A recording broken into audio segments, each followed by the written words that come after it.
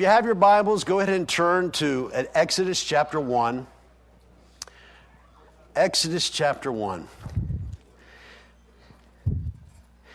You ever ask God a question? Sometimes we ask Him the same question over and over and over again. We ask Him all the time. But this morning I want to talk about when God asks a question.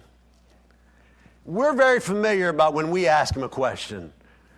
We try to ask Him in faith, Lord, you know what I'm going through, you know what I need. But this morning I want us to set our mind and open our hearts this morning to when God asks a question.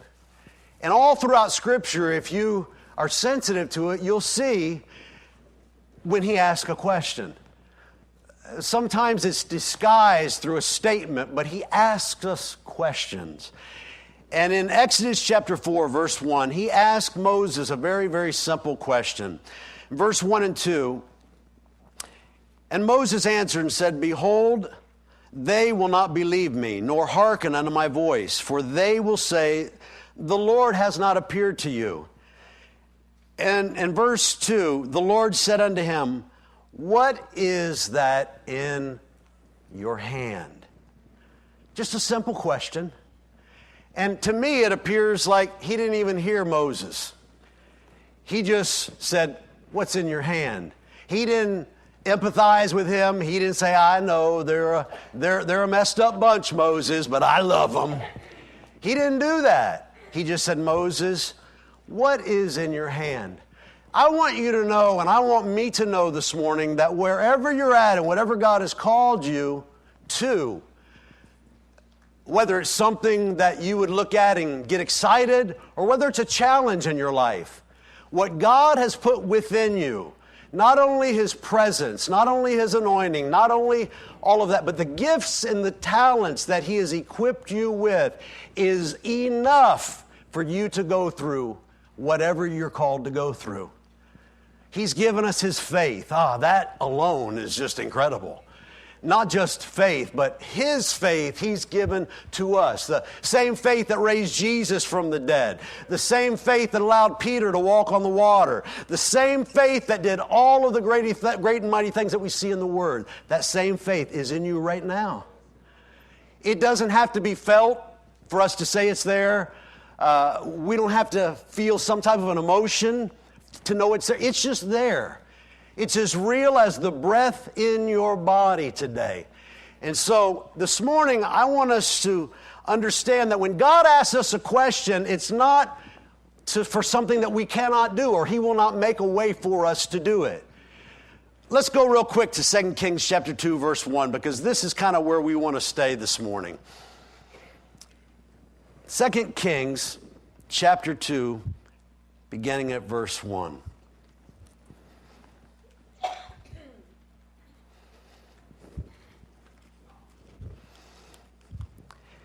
There are certain people in the Bible that I'm kind of drawn to. I'm drawn to Peter, but I'm also drawn to Elisha. I'm drawn to his relationship that he had with Elijah.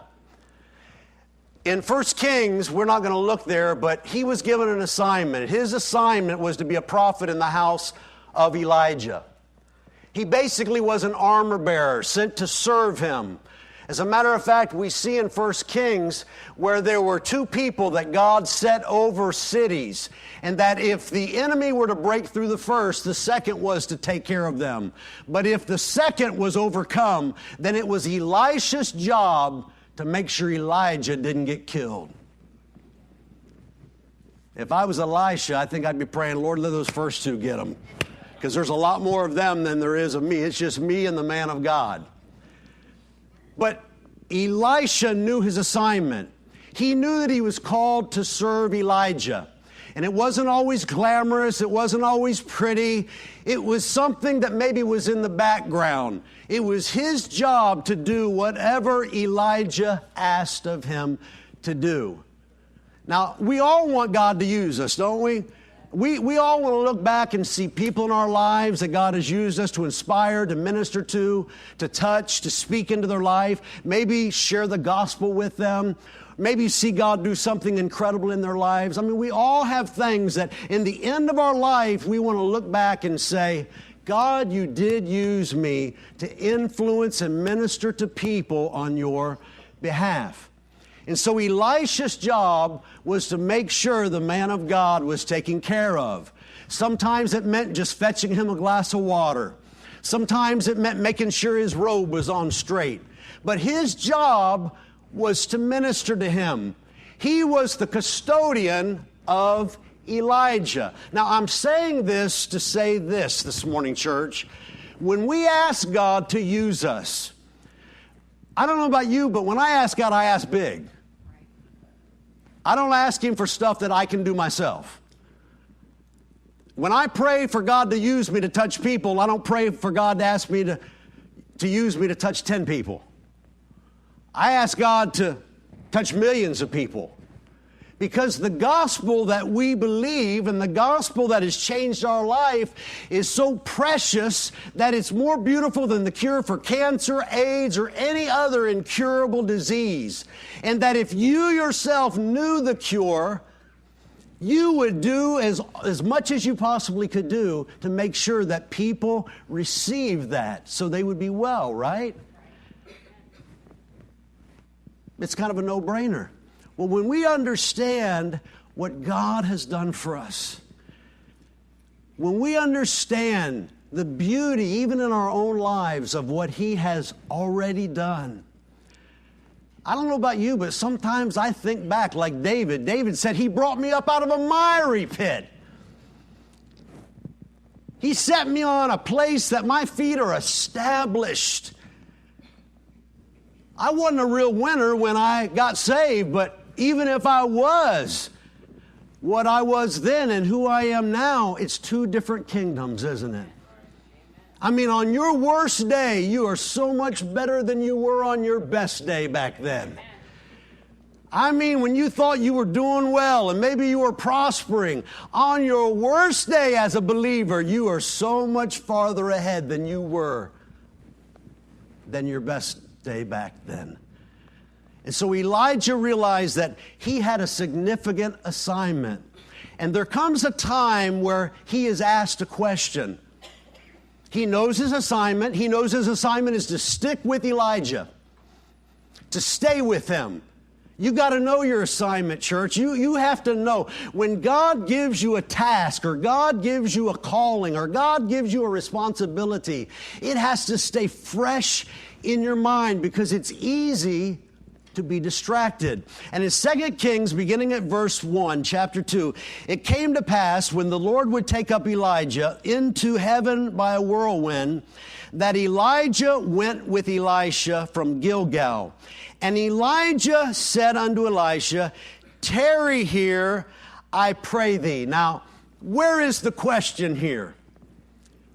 Because oftentimes God will speak through people. As a matter of fact, most of the time, He will speak through people. That is why when I always come into a service, no matter where it's at, before anything happens, I say, Lord, I open my heart to receive what you have from me. And I challenge you to do the same thing. Lord, speak to me, and I will promise you that you will never, ever leave disappointed. No matter what the text, no matter what the music, it does not matter. When you come with an open heart and a receptive mind to say, God, whatever you want to say to me, I am available to listen. Let's all say that. Lord, I am available to listen. Oh, for a listening ear, for a man or woman that'll determine within themselves, God, I want to hear from you. I want to receive from you. I want revelation from you. Take the text and let it leap off of the page and let it be real and alive to me. When we pray those types of prayers, church, those are prayers that you will always see answered every time.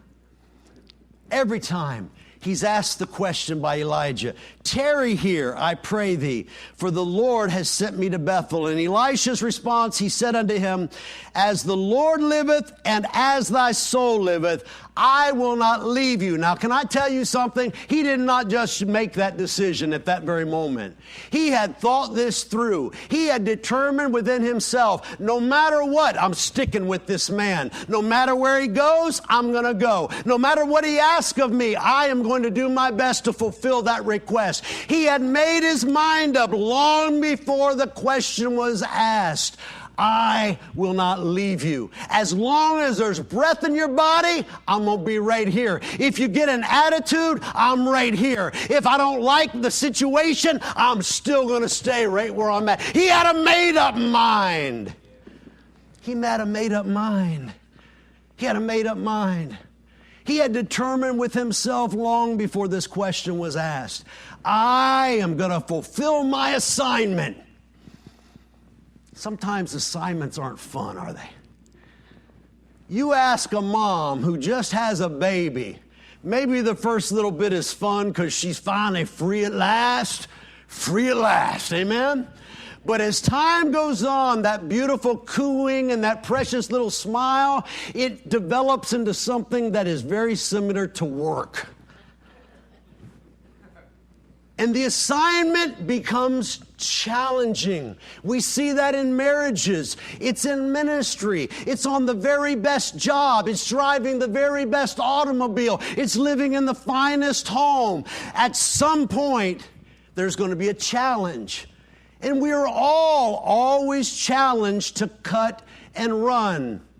And what Elijah was really saying is, are you going to stick to your commitment? Are you going to stay focused? Even when I request you to stay, are you still going to go? And he said, as long as your soul lives, I will not leave you. In verse 4, Elijah said unto him, Elisha, tarry here, I pray you, for the Lord has sent me to Jericho. And he said, as the Lord liveth, as your soul lives, I will not leave you. So they came to Jericho. Now, I love these guys. Verse 5, these guys are a bunch of winners. Verse 5, and the sons of the prophets that were at Jericho came to Elisha, and they said to him, knowest thou not that the Lord will take away your master from your head today? And he answered, yes, I know it. Hold your peace. That's kind of cleaned up. Shut up. I know it. Be quiet. Elijah said to him again in verse 6, I pray you tarry here, for the Lord has sent me to Jordan. Third time that question is posed to him. Third time he's challenged to stick to his commitment. The third time, you'd look at that and say, what's wrong with Elijah? Didn't he hear me the first time? See, there's a reason why he's asking that question. It's not because he's hard of hearing. It's not because he forgot what he said the first time. There is a challenge being given to Elisha. Are you still going to stick with me all of the way? 3 times. And he says the same thing. Verse 7, and 50 men of the sons of the prophets. What, do you see these guys following them along? Here they are at Bethel, and there they are. They go on to Jericho, and there they are. They go on to Jordan, and there they are. They're not there to encourage him. They're not there to say, today you're going to receive the mantle. Today you're going to receive what God... No, they're not there for that reason. Now, they should know better. They're 50 sons of the prophets. They were raised in the house of prophets. They were familiar with how God worked. But for some reason... they were challenging and discouraging to him. Can I share something with each and every one of us? How important it is for all of us, not only as believers, but simply as members of the body of Christ, that when we come through those back doors and we leave that parking lot behind us, that no matter what is going on in our lives, that we put a smile on our face, that we greet people, that we respond to people, that we're kind to people, because you never, ever know who may be here and who may be watching. Say, well, I don't do things for people to watch. Yeah, you do. You did it this morning when you looked in the mirror and said, I look pretty good today. See, how we are different, not because we go to church. We're different because we've been removed out of that old kingdom. We're now in the kingdom of God. And we have to ask ourselves the question, how do people in the kingdom act? I know sometimes we get an attitude. I do too. But we need to squelch it as quick as we possibly can and remind ourselves who we are and who we belong to.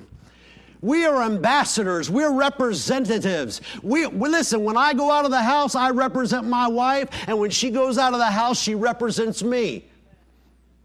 Are you following me? We do this for one another. But when we come to understand that who we are in the kingdom, it's not because we act or live a certain way just so God won't get mad at us. We realize that we are stepping out into the harvest field.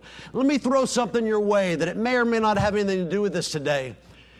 If you say that the world is going to hell in a handbasket, I want to challenge you to stop saying it. Because Jesus didn't say it. Jesus looked out and he said, lift up your head, look on the field, because they're white and they're ready to be harvested. The world is not going to hell in a handbasket. The world is ripe. The world is ready. They're ready for men and women who understand and know who they are and who they belong to, that they are simply ready for the gospel of Jesus Christ. We should never turn our back or shy our back away from people that we would look at and see that maybe they're not living right. Jesus was what? He was a friend of sinners. You found him out in the harvest field. You saw him out in the highway and the byway. You saw him out ministering who he was to those who he came in contact with. He never lifted himself up to appear that he was better than others or untouchable or unreachable. No, he was a very present help in the time of people's need. And so after these three challenges, these three questions that Elijah posed to Elisha, there comes the big question. Verse 8, and Elijah took his mantle, and he wrapped it together, and he smote the water, and they were divided hither and thither, and so they went over on dry ground. And it came to pass, when they were gone over, that Elijah said to Elisha. Now, this is the fourth question. And this is the question he had been waiting on. See, I personally believe that Elisha, being a man of God, being a prophet in the house of Elijah, I believe that he had a little communication with the Lord. And I believe that God had seasoned his heart with the exact question that he was to ask. Even after all of these challenges, even after all of these questions that he was asked, this is the question that he was waiting on. And it came to pass when they were gone over, Elijah said unto Elisha, ask what I shall do for you before I be taken away.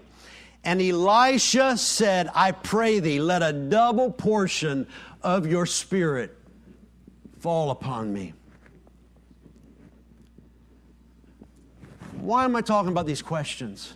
Because, church, we all want that fourth question. I've always said since a little kid, if I had 3 wishes, I'd burn up the first 2, and my third one would be, give me 3 more wishes, so I'd never run out of wishes. When you have opportunity like he had to ask a question, you don't just ask, Lord, just help me make it through the day. Church, he was ready. and didn't stagger at that moment. He knew exactly what he was going to ask. See, we all want that opportunity. We all want to be able to ask that question. We all would love that opportunity. But before you get to the fourth one, you got to go through the three. You know, the process for everybody is the same. It's the same for me. It's the same for you. It's the same for everybody. The developing and the maturing of the faith that God has put within us. The process, the scenery might change a little bit. You could have a job making hundreds of thousands of dollars a year, but the process is still the same for you. You'll still have challenging moments on that job as you did the very first job you had. The process is no different for any of us.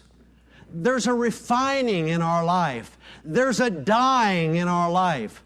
You know, I love the fact that in our spirit everything is finished. But when you go to New York City and you walk and look at those beautiful windows with those beautiful garments hanging there, how valuable would they be if those windows were dirty and those windows were covered over? You couldn't see correctly, could you? Well, church, in our life, when we allow the Word to be sown into our mind to where it changes our life and our behavior, not saving us for eternity, but changing us, it makes us and allows others to see what we're advertising. You know, you can have the best looking man or the best looking woman in the world. They can dress so good. But if they got bad breath, there's just something not right. Come on, somebody. A little stink can mess up a good garment all day long. I was talking to a friend of mine years ago. They had an evangelist that came to their church. He ministered. He was an awesome preacher. He gave an altar call for people to be prayed for. And I mean, practically everybody came up. And the next night he did the same thing, and not one person came up. And so the pastor asked somebody who was kind of in the know, what's going on? He said, Pastor, I don't know how to tell you this, but he has got the worst breath in the world, and nobody will come up. Isn't that something? That the gift of God, the anointing of God is there, but that individual is able to hinder people from receiving. It is important how we talk. It is important how we treat people. It is important how we honor people. I went in the bank this week or somewhere, opened the door, and a lady walked in and just walked right past me. I couldn't hold my peace. I said, you're welcome. Oh, thank you. See, we live in a society that won't say thank you. We live in a society that you could stop and let traffic in and they won't even say thank you. Now, since I have learned who I am in the kingdom, and since you've learned who you are in the kingdom, I don't get mad at those people anymore. But the man or woman who lets me in, I roll my window down, I stretch my hand toward them, and I say, God, bless them, prosper them, no matter what they need or what they're going through. And my heart to those who would not let me in is almost sad for them. Because see, when you realize who you are, you can declare blessings. You can lay hands on people and see God bless them and minister to them. And it breaks my heart as Jesus' heart was broken when he said, oh, Jerusalem, Jerusalem, oh, that I would have gathered you unto myself like a mother hen would have gathered her chicks, but you would not. Some of the saddest words ever written, church. Some of the saddest words ever said. We would not. I think sometimes about my life. God, how many times do you ask me a question, present it through a challenge, and I pray that I would always rise to the occasion? Because sometimes God asks questions when the season is not so comfortable. Maybe you didn't sleep well. Maybe you don't feel well. Maybe God tells you to do something in the season in your life is one that you feel you should be helped rather than helping someone else. I want to challenge you. When God asks a question of you, lean into it with all of your might. Do it with the best of your ability. Do it with excellence. Don't ever be sloppy. Don't ever be secondary. Do it as if you're doing it for the Lord Himself. Paul said in Colossians that whatever you do, do it heartily as unto the Lord. You know what that means? That means if you clean the toilet, don't just clean what everybody can see. That means reach behind the tank and clean it back there too. You do it with excellence. You do it with all of your heart. You do it with all of your might. You do it with all of your strength. You realize it's an opportunity that God has given to you. You see, your job is not just a job to make money. It is an opportunity for you to shine for the Lord. There may be somebody there that they're just hurting, and all they need to hear you say is, "You look so nice today." And it could change the rest of your life. When we realize the great opportunity that we have, I've said for years that if someone is going to the mission field, they need to stop in Miami. Because it's a challenge to live down here. And for God to call us to be men and women of peace and men and women of blessing and men and women of honor and patience and all of those things that He desires for the world to see, it's a challenge. It's a challenge. I mean, you don't have to go anywhere else but leave your front door, and you're challenged. You're challenged. And I love people. When people are people of excellence, there's nothing like it. Our router went out yesterday, and the AT&T guy came, and when he walked to the door, he had a box in his hand. Oh, I like it when people come ready, thinking they know what the problem is, because that means I'm not going to be tied up too long. He walked in, he reached in his pocket. He pulled out these little blue booties and he put them over his big old feet. And he didn't want to dirty my feet. I'm like, oh, I like that. That's a man of excellence. He came in, he was respectful, he was nice. I ended up getting a bowl of cherries out, giving it to him. I couldn't help myself. I'm like, I got to do something for this man. People of excellence. His name was Mario. You want to know why I remember Mario's name? Because he made an impact in my life. Now, if he came to fix my router, how much more of an impact do you think that you will have walking out into the world? And when people ask you, why are you so happy? Because they're going to ask you. Because see, it's such a great opportunity for people to be happy. When the world sees you smiling and happy and joyful and excited, it's just a matter of time before they say, I've been watching you. Why are you so happy? What's going on with you? Now, if you always walk around like this, you're going to blend in with the crowd. But if you want to really stand out for the Lord and have an opportunity to say something and impactful in people's life, you walk out just believing and knowing with it on your face what Christ has done in your life. Church, He brought every one of us out of a horrible pit. He changed every one of our lives. He put a new song in our heart. He took us from darkness and put it in the kingdom of His dear Son. Oh, how good the Lord has been to all of us. When you start thinking like that, you won't need God to meet a need for you to be happy. When you start thinking about what He's already done, you won't need one more thing to happen in your life. Listen, everything else is just extra. It's just extra. You're alive today. You're well today. You're able to see and hear and think today. You're a blessed people today. We're a royal priesthood today because of what He's done in our lives. We don't need Him to do anything else. He's done everything. And it excites me that not only has He forgiven us, not only has He translated us, but He's given every one of us something to do. Every one of us. You say, what is my harvest field? It may be your neighbor. It may be that neighbor that every time you see them, they just park on your grass, or they cut their grass and let all the clippings blow into your yard. And we're faced with choices and we're asked questions. What are you going to do with that. I knew a minister that had a neighbor, he used to pray, God kill him, curse him. And that just didn't sit right with me. That's before I got my head even straight about grace. It's like, that doesn't seem, we're supposed to bless those who curse us. We're supposed to pray for those who despitefully use us. Oh, that may mean going to somebody that doesn't even like you and say, do you need anything? Can I pray with you? Can I ask God to bless you? That means when people wrong you, it doesn't mean you're a doormat, but when people wrong you, you don't return evil for evil. No. A soft answer turns away wrath. See, we're opposite. We're life, not death. We're faith, not fear.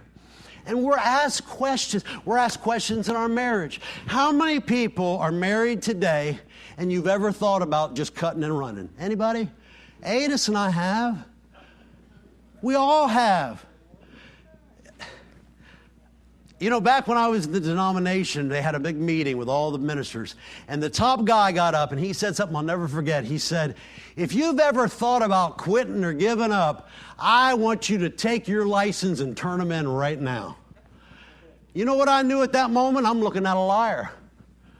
Because if he has never been to a place, never been pressed, never been squeezed, never been sweating like great drops of blood, to where even Jesus said, if it's possible, if there's any other way, take this cup from me. Nevertheless, not my will, but thy will be done. Even Jesus got to the point of thinking about giving up. What a dumb religious statement and a realistic statement. We all are pressed.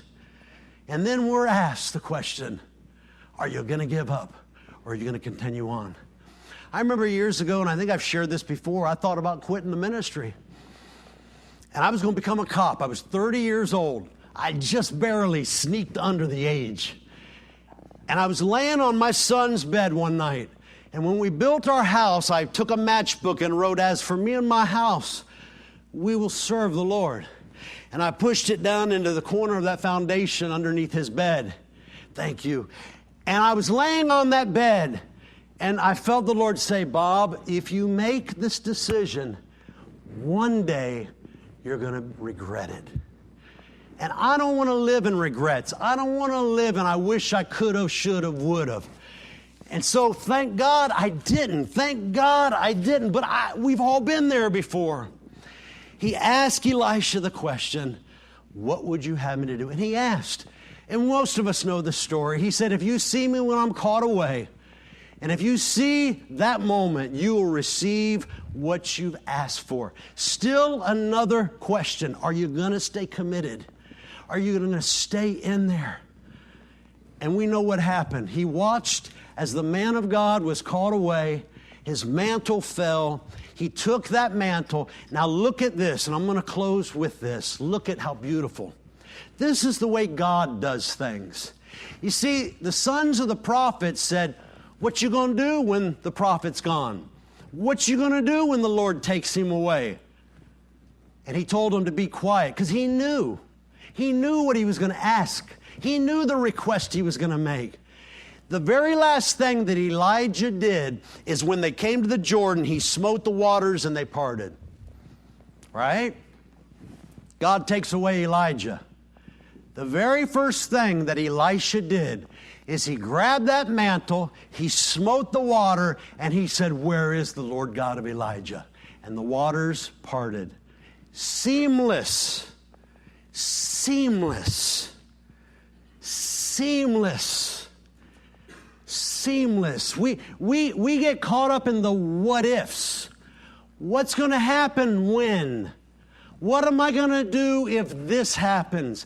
And what we forget sometimes, church, is God has already taken care of it. Taken care of it. He not only made it seamless, but he started off right where the man that he served left off. Now, I don't know why I'm sharing that this morning, but somebody, I believe, needs to hear this.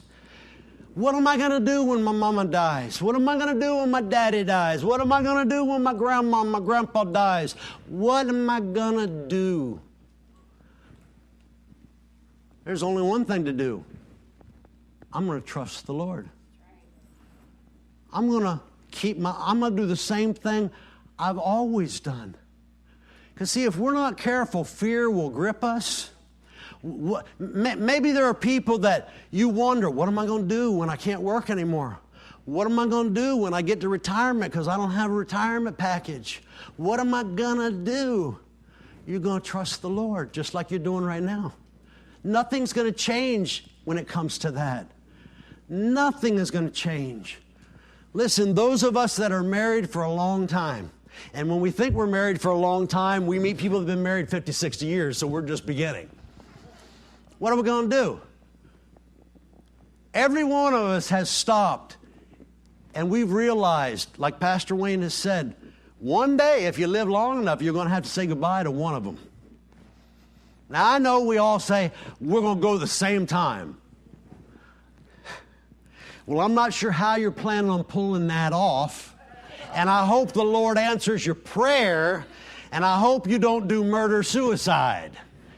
But the chances are very high that you are going, or they are going to have to say goodbye.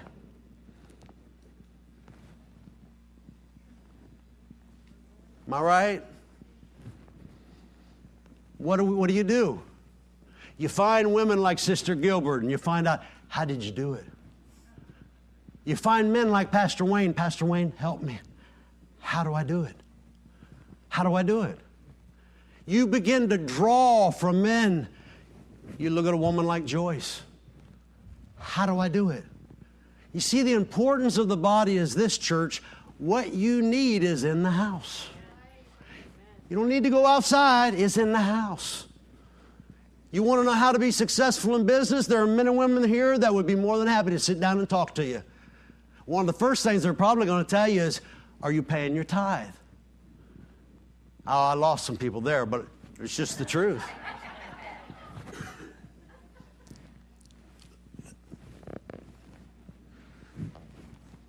It's a struggle, isn't it?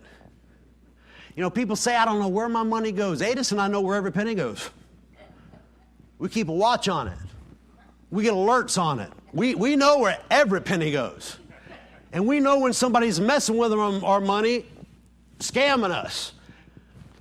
We know.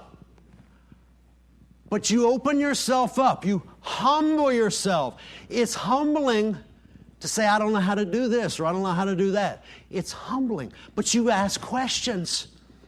You ask questions. You open yourself up.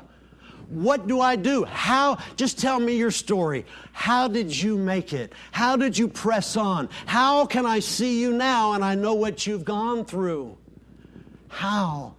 And whether we realize it or not, when someone who has gone through something is able to reach in their well and pull out water from their experience, it not only helps you, but it helps them.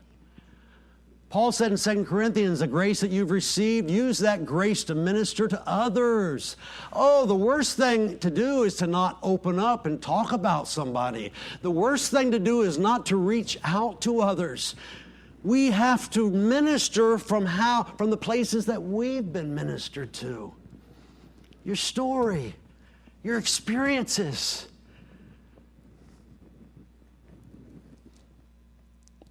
I want to close, but we don't need to turn here, but in John 21, beginning of verse 15, we know the story where Jesus is alone with the disciples after the resurrection, and he gets alone with Peter and he says, Peter, do you love me? Simple question. When you look that word up in the Greek, love, it means God's kind of love, agape love. And Peter's response, Lord, you know that I love you. And so Jesus said, feed my sheep. Peter's love was, I like you like a friend. It's an affection.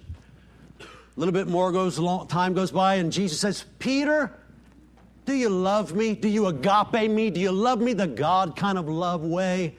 And he said, Lord, thou knowest, I love you. I like you. I'm affectionate toward you. Then feed my sheep. And Jesus, a third time, he says, Peter, do you love me? But not agape. Do you like me? And the Bible says that Peter said, yeah, but he was grieved in his heart because he understood that the kind of love that Jesus was talking about was different than the kind of love that he was responding. And church, I ask myself and all of us, do we love him? Oh, I know we love him. I know we love him. But do we love him? Because see, God's not going to do that for you and me. We determine how much we're going to love him. We determine the questions we're going to answer. We determine.